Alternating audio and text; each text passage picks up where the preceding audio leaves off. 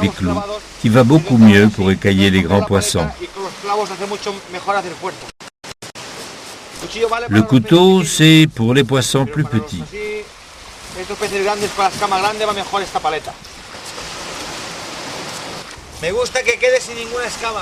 J'aime les laisser sans une seule écaille. Les dentilles sont plus faciles à écailler que les mérous, car leurs écailles sont plus grandes et sautent plus facilement.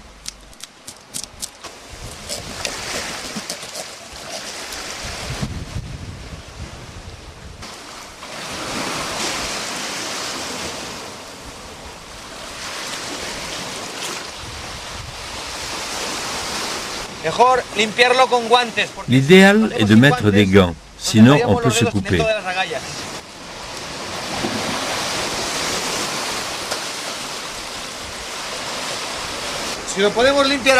Il vaut mieux les écailler ici, car à la maison, ça salit beaucoup.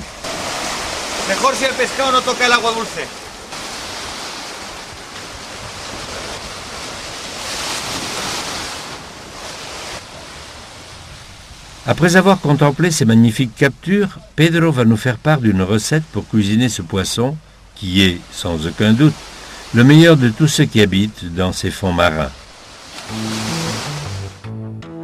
Le meilleur de la chasse arrive maintenant. Lorsque le poisson est frais, pas la peine de le nettoyer dans un ragoût ou de le tartiner avec des sauces fortes. Il suffit de le faire griller pour apprécier toute sa saveur. Lorsqu'on découpe un mérou en tranches, la qualité de sa chair saute aux yeux. Blanche et ferme, elle nous garantit un repas des plus exquis. Pendant que le grill atteint la température de cuisson, Pedro prépare une sauce légère, idéale pour accompagner n'importe quel poisson grillé. On prend de l'ail coupé en morceaux, une demi-cuillerée de sel et 2 piments.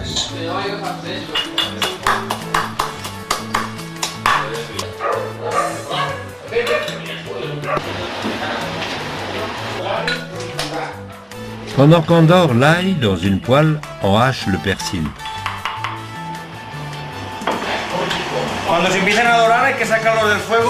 Il faut laisser l'ail très peu de temps, car il brûle tout de suite.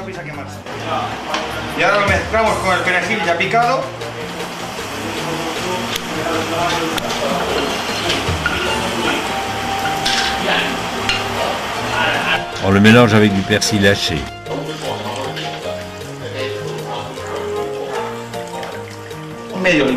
Un demi-citron,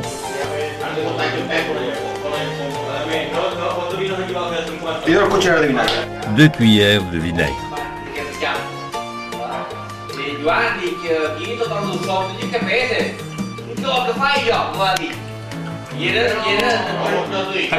C'est bon.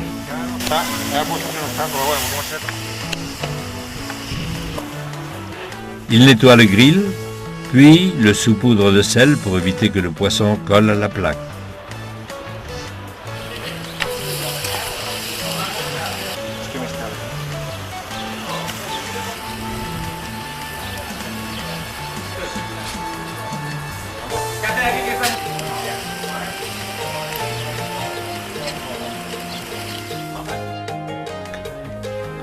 Lorsque le poisson commence à cuire, la famille et les amis arrivent pour célébrer cette bonne journée de chasse.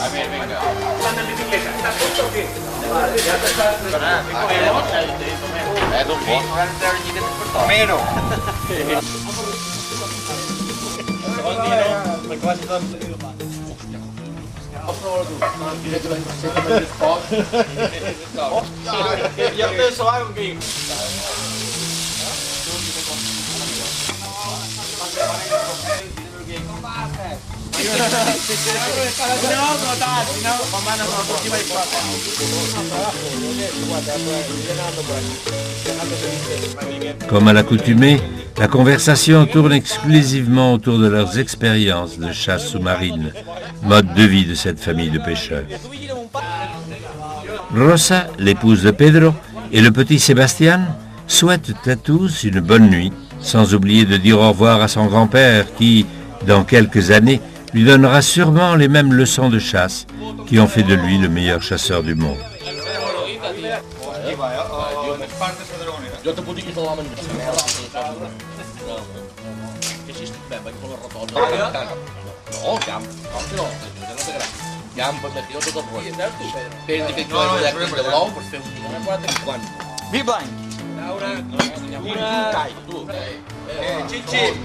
C'est dans cette bonne ambiance et en portant un toast à tous les passionnés de chasse sous-marine qu'ils prennent congé de nous.